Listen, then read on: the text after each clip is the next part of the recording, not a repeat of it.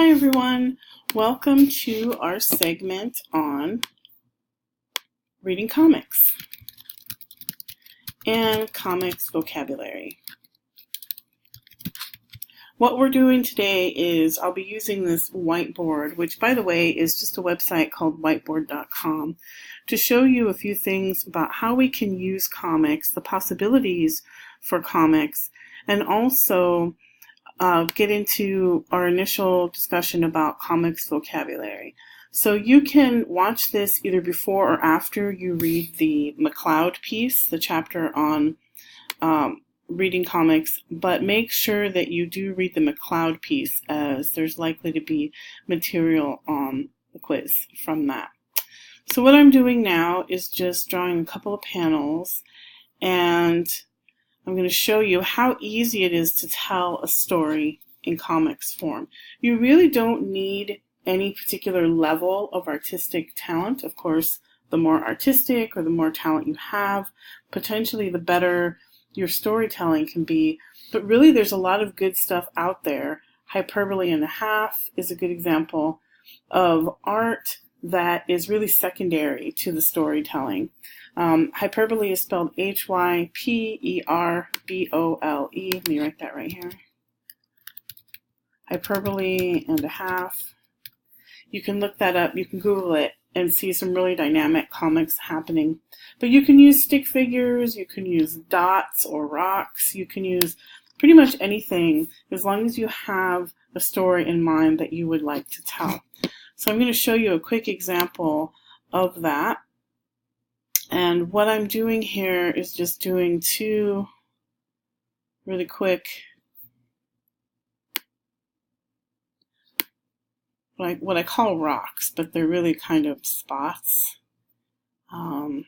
Let's pretend like that's round, but it's on the edge there, so you can only see part of it.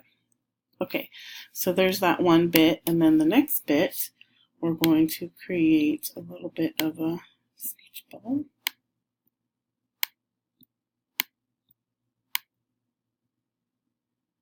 Creating some dialogue here.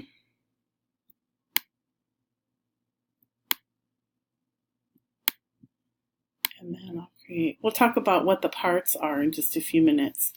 And then we'll do one over here.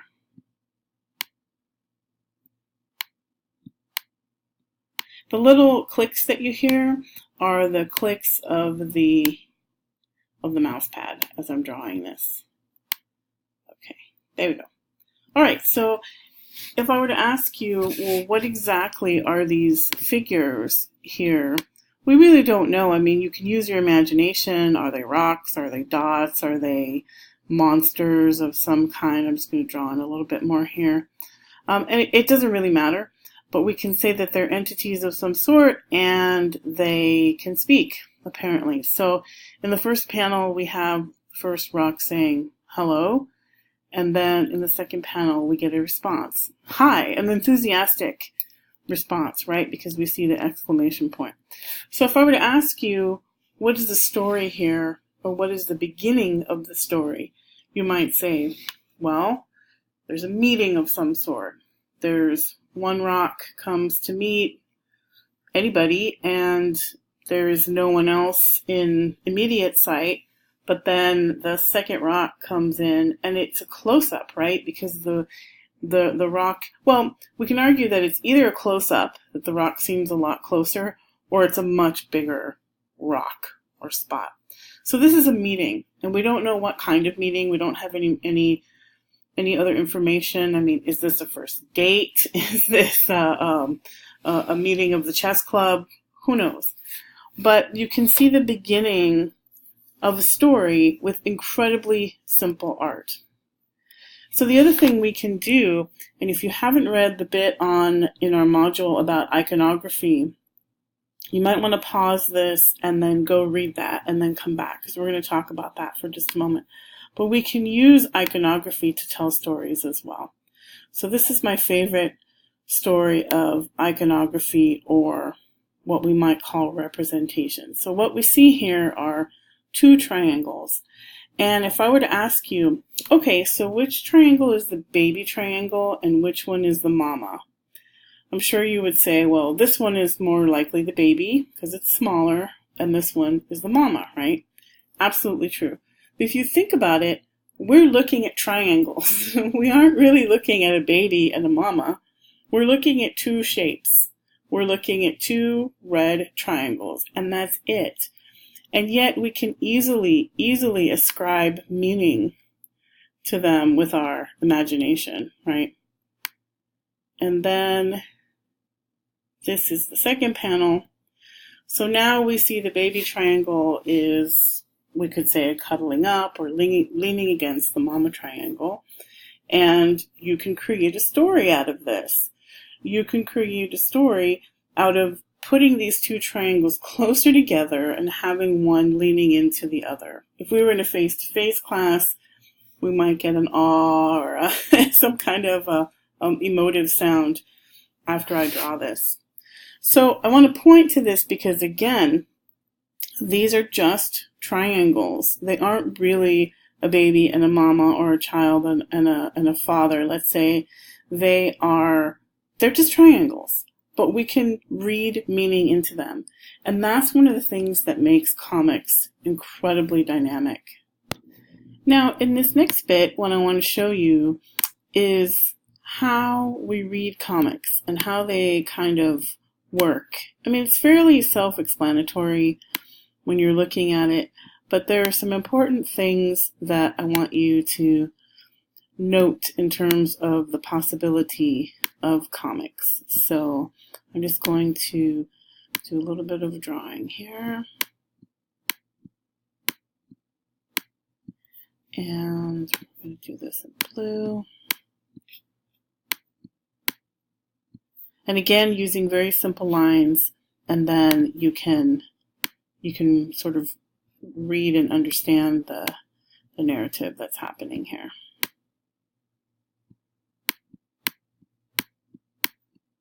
Okay, and then we're just going to add this last bit. And nice and big here. And then I'll ask you the question. So this is a fairly easy narrative to read. And what's happening is we have 3 panels here. We always read comics from left to right. And you're going to start with this first panel and say, well, I'm not entirely sure what that is. Maybe it's some kind of a flower figure. But by the time you get to the second panel, it's clear, oh, okay, this is probably a flower. It looks a little bit bigger. Now it has a bud on it. This is rain. And then by the final panel, we see that it's a large flower. So clearly it started as a little bit of a stem, and then it grew, and now it's a full flower. So what's happened between the first panel and the third panel is that time has passed, right? We haven't had to draw 35 panels in between to get that there's a passage of time. So we have this sequence that happens, and our minds, because humans are incredibly smart, and we are kind of one with our automatic cognitive processes, our brains fill this in for us. So we can tell stories in sequential art without having actual motion and without having to document every single microsecond of what's going on. And that's pretty fantastic. So let's get to some vocabulary of comics. The boxes, as I've already mentioned, I've been using the term, this box is called a panel. And we want to start using, instead of calling it a box, we want to always call these panels. And the thing about panels is they can come in any shape and any size. So this is a panel, this is a panel, this is another panel. Let's say you could make 2 panels to take up this space here, right? We can do all kinds of things. Even this space here, if there was some kind of a drawing, or maybe if it was just black, because we can use that to represent silence, that is also a panel. And then the next thing is panels are usually, but not always, made up of borders. So the edges of a panel are called borders. So this is a border, get here, this is a border, these are borders, this round is a border. And if this were a panel here, if we were counting this as a panel, this is a borderless panel. That's important to keep in mind. The next bit that we want to point to is this, which I think is one of the most interesting part of comics, and that is the space between panels. The space between a panel is called the gutter. And the gutter is really cool because what happens in the gutter, if you look at panel 1, panel 2, and panel 3, what happens in the space between is that time passes. And that's just incredible if you think about it. There's no motion here. There's no actual motion, but the way that our brain fills in the story creates time passing. So keep that in mind because you're going to have a quiz on this and you're going to need to know what happens in the gutter. I like to ask that question. What happens in the gutter? Time passes in the gutter. So we've got panel, borders, gutter.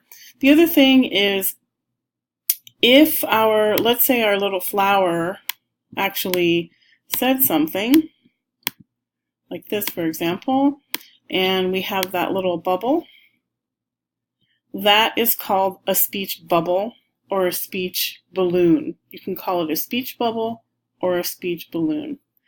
If our flower or our entity, let's say something like this was coming out, this is supposed to look like a cloud, and let's say there are just words right here. I don't quite have enough room. Whenever you see what looks like it might be a speech bubble, but it's got little clouds instead of lines or straight circles, that is going to be a thought balloon or a thought bubble. And then this one over here is a speech bubble. Okay, so the difference is in the shape. So you want to notice the shape, and that will help you read what's going on. The other one that you might see is a whisper. So if you were to see what looks like a speech bubble, but it's got broken lines, and often the words will appear very small, that is a whisper. And then the last one that I want to point to is when you see text here, this is called a narrative box. And usually what happens in a narrative box is you get information about the setting. There's a narrator's voice that comes in. It's not always in a box.